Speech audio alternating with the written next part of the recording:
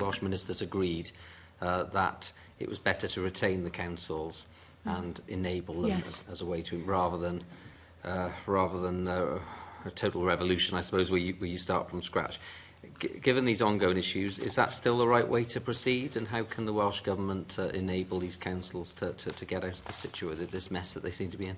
Yes, absolutely. I should also say, Chair, before I answer that we don't know if they're the same councils, if it's like the same cohort of sort of poorly performing councils.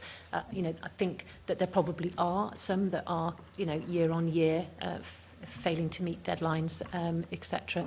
But, you know, it could be that some are responding to previous audits recommendations and then, you know, not preparing themselves properly for the next one. And I think, sorry, the other thing I would just add is that I think that the Auditor General's regime, you know, is really fair for community and county councils. It sets out a 5-year plan. They know what they will be audited on and what the themes will be.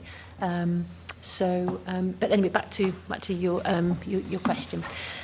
I think the enabling approach is, I mean, it's obviously that was the recommendation of the panel, and that was the approach that ministers have adopted because they felt that councils could move at the right pace of change for them without forcing that. And I think we still hold that view.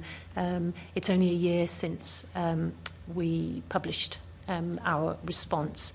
And we still think it's a proportionate and measured way that reflects the variety of the sector that I've described. So I think it would be premature really to suggest that we take another course of action, although obviously if ministers wish to do that, we would. But it's not, I don't want you to think that it's all very sort of softly and there's no hard edges to it. You know, there's a range of actions which I think we've included in our evidence to you, which we're taking, and some quite hard actions in the local government election bill that we published, introduced last week.